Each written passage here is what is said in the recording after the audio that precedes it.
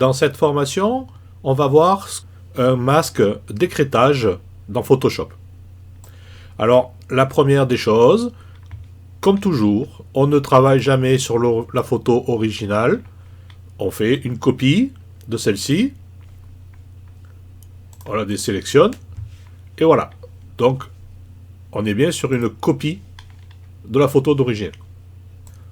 Alors, pour illustrer les masques d'écrêtage, j'ai une photo qui sera le fond, une vue sur le mont Ventoux dans le Vaucluse. Très belle petite montagne. Et j'ai chargé un superbe dinosaure aussi, que l'on va incruster dans le paysage. Alors, on prend le dinosaure, on le met ici, et on le met en lieu et place. On va le mettre en une taille raisonnable. Voilà, on va le déplacer. Et on va le mettre là, par exemple. Voilà.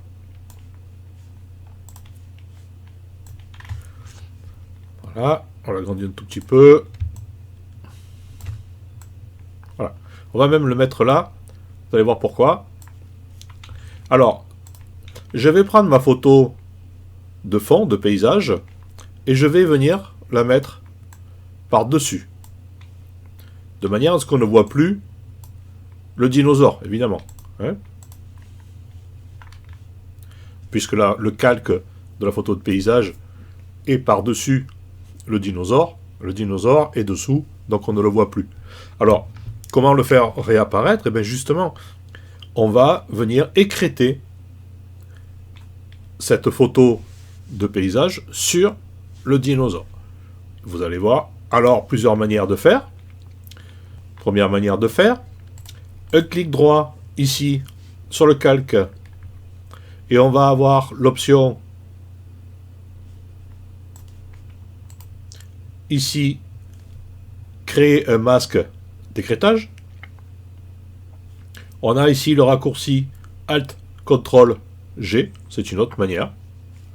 Si je viens ici et que je fais Alt CTRL G, je vais créer un masque d'écrêtage. On a d'autres façons. Je vais annuler. CTRL Z. Je peux venir ici appuyer sur la touche Alt et vous voyez qu'ici un petit picto s'affiche avec une flèche et un carré blanc. Et si je clique dessus avec le clic gauche de la souris, cela me crée un masque d'écrêtage. Ce masque, vous avez vu, on a donc écrêté la photo d'arrière-plan du paysage sur le dinosaure. Alors, ce calque-là, si je l'ai sélectionné, je peux venir le bouger à l'intérieur du dinosaure. Et je peux, si je sélectionne le dinosaure, le masque d'écrêtage, je peux venir déplacer le masque. Voilà une première façon de faire.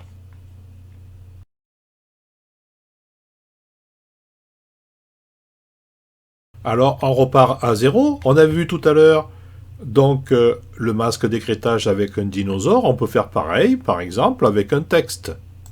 Vous prenez le module texte. Voilà.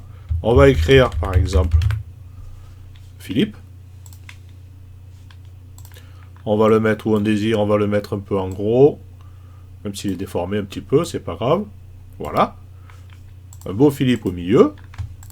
Vous faites, comme tout à l'heure, vous passez l'arrière-plan devant, donc vous effacez le Philippe, et vous prenez la touche Alt du clavier, le petit picto s'affiche, ou clic droit, créer un masque d'écrêtage, et vous avez l'arrière-plan qui vient s'incruster dans le texte. Vous avez écrêté l'arrière-plan sur le texte. De la même manière que tout à l'heure, on peut venir choisir le fond que l'on désire à l'arrière. Et si vous sélectionnez le masque, vous pouvez le mettre où vous désirez.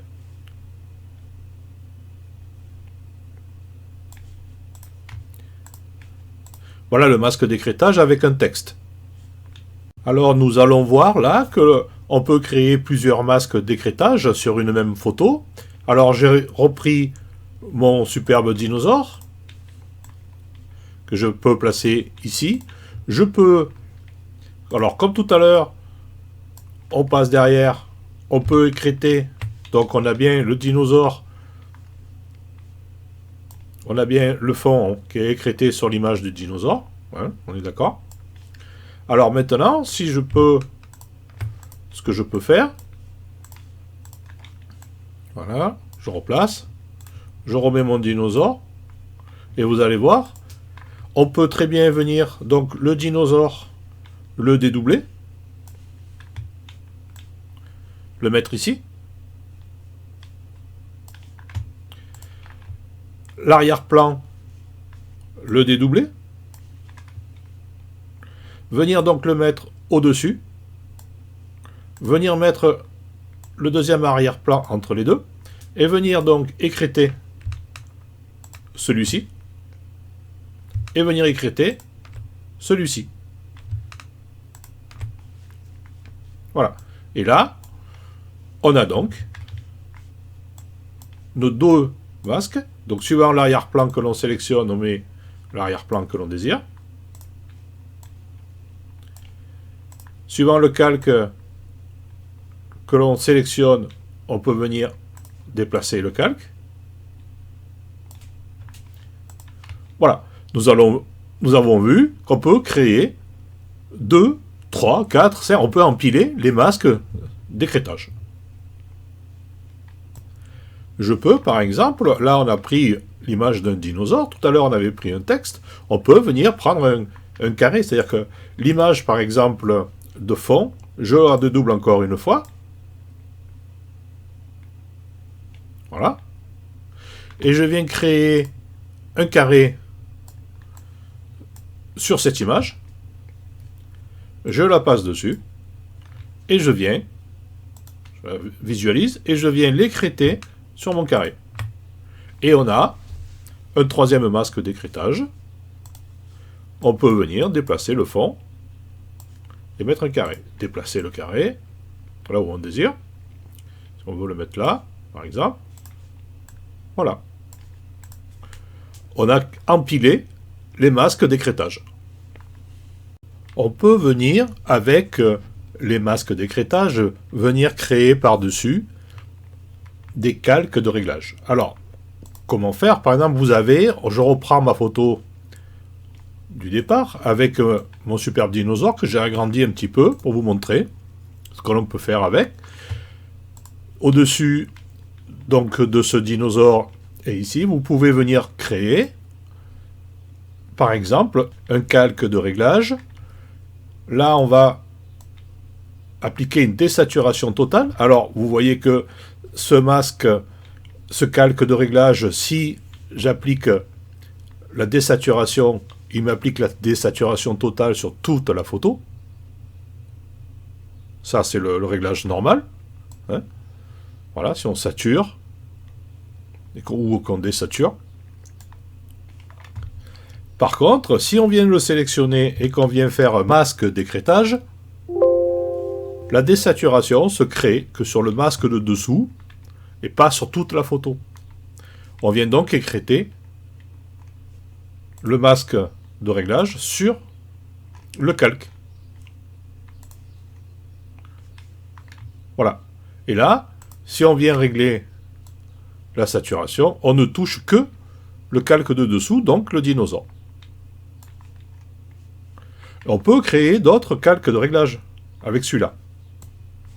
On va créer, par exemple, par-dessus, un calque de réglage courbe. Alors là, on agit sur toute la photo. Si on écrète, on n'agit plus que sur le calque qui est dessous, sur le masque d'écrêtage. Vous voyez, la photo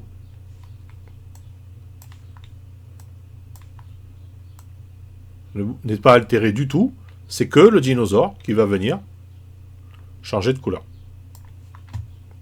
Alors, si ce masque-là ne me plaît pas, je peux venir lui rendre ses couleurs et lui saturer ses couleurs comme je veux.